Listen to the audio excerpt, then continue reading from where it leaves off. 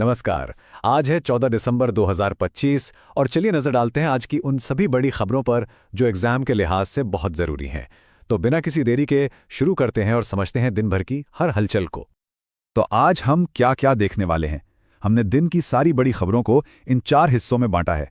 राष्ट्रीय शक्ति और नवाचार, फिर पॉलिसी और पर्यावरण, उसके बाद अंतर्राष्ट्रीय सहयोग और आखिर में कॉरपोरेट और कल्चरल सुर्खियां। सबसे पहले बात करते हैं नेशनल स्ट्रेंथ और इनोवेशन की। इसमें हम देखेंगे कि कैसे भारत ने 2 बहुत बड़े कदम उठाए हैं, एक हमारी समुद्री रक्षा में और दूसरा हमारे बंदरगाहों को इको फ्रेंडली बनाने की दिशा में। तो पहली बड़ी खबर आ रही है इंडियन नेवी से। उन्होंने अपना पहला स्वदेशी diving support craft DSC-A20 commission कर लिया है। ये इस तरह के 5 जहाज़ों की सीरीज का पहला क्राफ्ट है, जो वाकई एक बड़ी कामयाबी है। अच्छा, अब एग्जाम के लिए इसमें क्या जरूरी है? पहली बात, ये पूरी तरह से स्वदेशी है। इसे कोची में कमीशन किया गया है और बनाया है कोलकाता की कंपनी TRSL ने। इसका काम है गहरे समुद्र में डाइविंग ऑपरेशंस, सबमरीन रेस्क्यू और सर्वे करना। मतलब ये आत्मनिर्भर भारत के लिए एक जबरदस्त बूस्ट है। डिफेंस के बाद अब बात करते हैं सस्टेनेबल शिपिंग की। भारत ने यहां भी एक और पहली कामयाबी हासिल की है। देश का पहला पूरी तरह से इलेक्ट्रिक ग्रीन टग लॉन्च हो गया है। देखिए, ये जो ग्रीन टग है, ये असल में एक बड़े विजन का हिस्सा है जिसे कहते हैं ग्रीन टग ट्रांजिशन प्रोग्राम, यानी GTT। इसका सीधा सा मकसद है कि हमारे पोर्ट्स पर जो डीजल से चलने वाले टग बोट्स हैं, उन्हें धीरे धीरे इलेक्ट्रिक में बदला जाए ताकि प्रदूषण कम हो। तो याद रखने वाली बात क्या है? इसकी location Deendayal port, Kandla.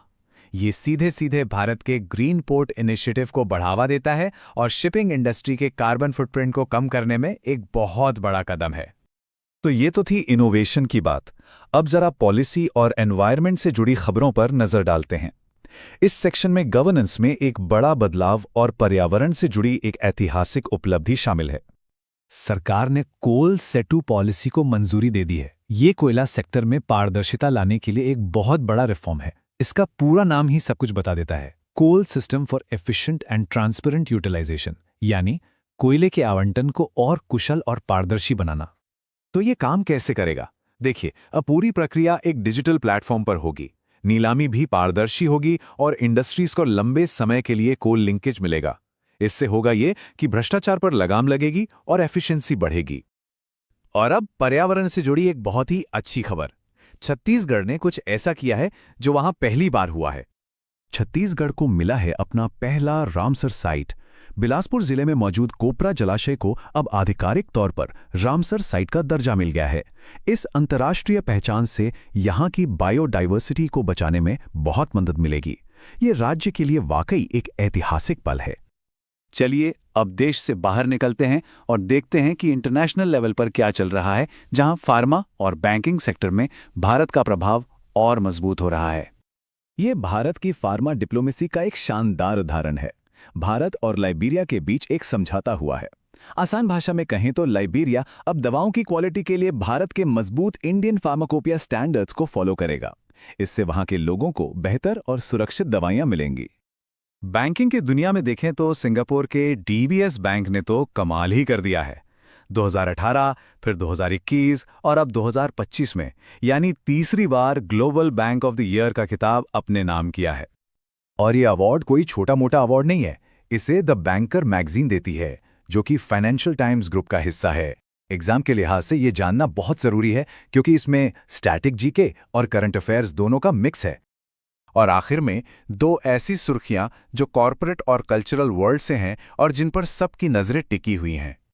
Coca Cola में एक बड़ा लीडरशिप चेंज होने जा रहा है। हेनरिक ब्राउन 31 मार्च 2026 से कंपनी के नए CEO के तौर पर कमान संभालेंगे। और उधर कोलकाता में कुछ बहुत विशाल बना है। कितना विशाल? पूरे 70 फीट ऊंचा। ये है फुटबॉल के जादूगर लियोनेल मेसी की दुनिया की सबसे ऊंची मूर्ति। ये कोलकाता के लेक टाउन में है और खास बात यह है कि इसका उद्घाटन खुद मेसी ने वर्चुअली किया। ये दिखाता है कि कोलकाता में फुटबॉल को लेकर दीवानगी किस हद तक है। चलिए जाने से पहले एक बार फटाफट सब कुछ रिवाइज कर लेते हैं। इस टेबल में आज के सारे जरूरी पॉइंट्स एक ही जगह पर हैं। ये क्विक रिवीजन के लिए एकदम परफेक्ट है। तो आज हमने आत्मनिर्भर डिफेंस से लेके ग्रीन पोर्ट्स तक और ग्लोबल पार्टनरशिप से लेकर बड़े कॉरपोरेट बदलाव तक कई बड़ी डेवलपमेंट्स देखी। अब सोचने वाली बात यह है कि इनमें से कौन से कदम आने वाले समय में भारत के भविष्य पर सबसे गहरा असर डालेगा।